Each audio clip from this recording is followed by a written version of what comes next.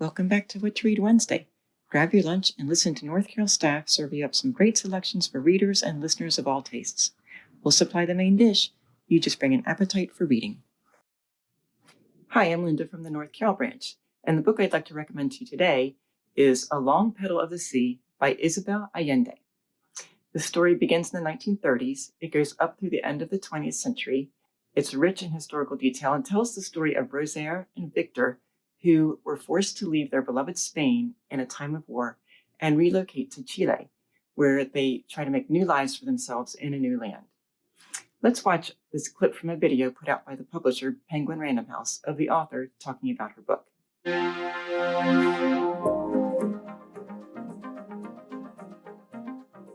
It's a story of people who are displaced, of refugees, and a love story. And it starts in January of 1939, when it's the end of the Civil War in Spain, a civil war that was devastating and lasted 3 horrible years. And the fascists with Franco win the war.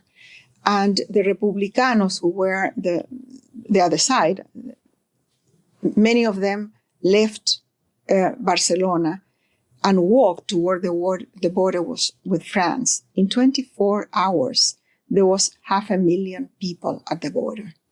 And in the meantime, Pablo Neruda, the Chilean poet who loved Spain and had many friends in Spain and had followed step by step everything that had happened during the Civil War, convinced the government of Chile to receive 2,000 refugees. So he went to France and he got a ship called the Winnipeg, a cargo ship, and sort of conditioned it to transport 2,000 people to Chile. And these people, they brought ideas. They were printers, publishers, philosophers, historians, artists, musicians. And these people contributed so much that them and their descendants are the best known artists and scientists and astronomers in Chile. They descend from the Winnipeg. As the author explained, in the late 1930s, Spain is in the midst of a civil war. When General Franco succeeds in overthrowing the government, hundreds of thousands of Spanish refugees are forced to flee over the mountains to the French border.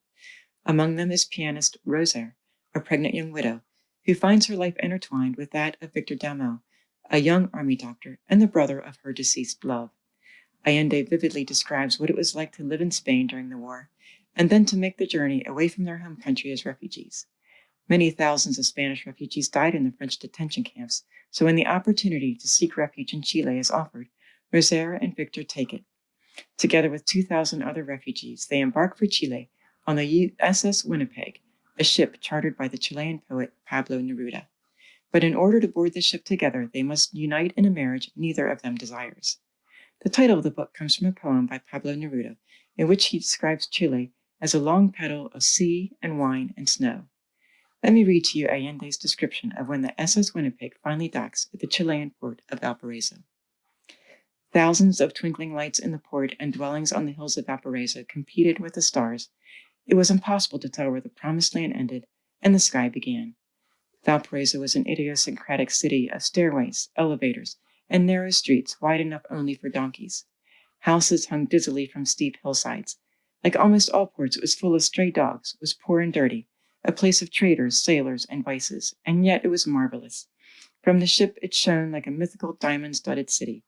Nobody went to sleep that night. They all stayed out on the deck, admiring the magical spectacle and counting the hours. In the years to come, Victor would always remember that night as one of the most beautiful of his life. After Victor and Rosaire reach Chile, they begin their lives together in a marriage that is for appearances only. Victor becomes a respected cardiologist, and Rosaire's talents as a pianist bring her renown throughout Latin America. They're both devoted to Marcel, the son of Rosaire and Victor's brother, and over time, their respect and affection for each other deepens into love and a lasting commitment.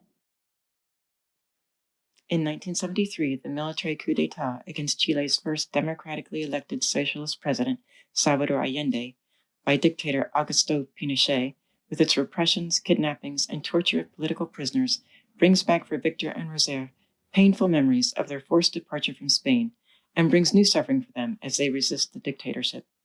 Allende paints a fascinating picture of what it was like to live in Chile during those tumultuous and terrifying times.